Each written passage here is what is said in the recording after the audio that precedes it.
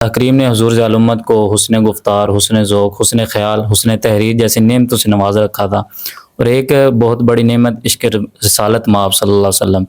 تو حضور ذی الامت کے عشق رسول صلی اللہ علیہ وسلم کے متعلق تھوڑا بیان فرمائیں. اللہ اکبر، کیا عنوان چھیڑا آپ نے. اللہ اکبر. حضرت ضیاء الامت رحمۃ اللہ تعالی علیہ کا ایک واقعہ میں آپ کو آنکھوں دیکھا عرض کرتا ہوں. جی ضرور. یہ آپ کی زندگی کا آخری سفر تھا حرم شریف کا. جی. آپ عمرہ شریف پہ جا رہے تھے تو اسمبلی ہو رہی تھی، آپ اپنے کمرے کے باہر کھڑے تھے، قصیدہ پڑھا جا رہا تھا اور آپ ہاتھ باندھے اس طرح حاضر تھے سرکار کی بارگاہ میں، یعنی بحیرہ شریف سے ہی حاضری شروع تھی. پھر اسمبلی میں تشریف لائے تو آنکھیں سوجی ہوئی تھیں، جیسے پتہ نہیں یہ چند لمحوں کا رونا نہیں تھا بلکہ کتنی راتیں ہو گئی ہوں گی کہ میں سرکار کی بارگاہ میں جا رہا ہوں. تو شوق ظاہر ہے بڑھتا جا رہا تھا ملاقات کا. تو جب آپ کے لیے کرسی رکھی گئی اور آپ نے خطبہ پڑھا، خطبہ پڑھنے کے بعد آپ نے یہ آیت پڑھی وَلَوْ أَنَّهُمْ إِذْ ظَلَمُوا أَنفُسَهُمْ جَاءُوكَ فَاسْتَغْفَرُوا اللَّهَ وَاسْتَغْفَرَ لَهُمُ الرَّسُولُ لَوَجَدُوا اللَّهَ تَوَّابًا رَحِيمًا. یہ آیت پڑھنے کے بعد پھر آپ نے درود السلام پڑھا اور پھر اساتذہ کرام کی طرف اور بچوں کی طرف مخاطب ہو کے آپ ارشاد فرمانے لگے کہ میرے بچوں، آپ کو معلوم ہے کہ میں سرکار دو عالم صلی اللہ علیہ وآلہ وسلم کی بارگاہ میں جا رہا ہوں. زہیب صاحب، اللہ مجھے میری زبان پہ جھوٹ نہ لائے، واللہ میں فیصلہ نہیں کر پایا، میں بالکل سامنے بیٹھا تھا، میں فیصلہ نہیں کر پایا کہ زبان سے پہلے سرکار دو عالم صلی اللہ علیہ وسلم کا نام نکلا ہے یا آنکھوں سے پہلے برسات شروع ہوئی. اللہ.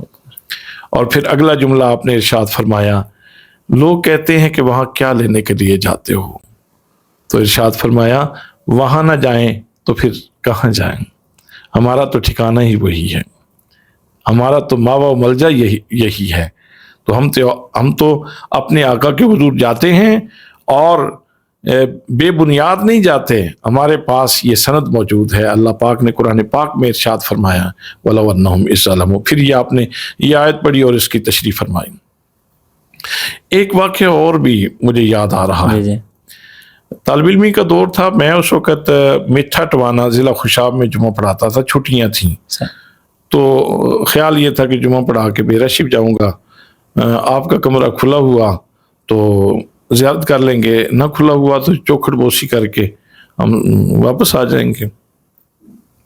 تو میں وہاں پہنچتا ہوں جمعے کے بعد، تو کمرے میں آپ کے کمرے میں حاضر ہوا تو کمرے سے نا ہلکی سی لائٹ چھن چھن کے باہر آ رہی تھی.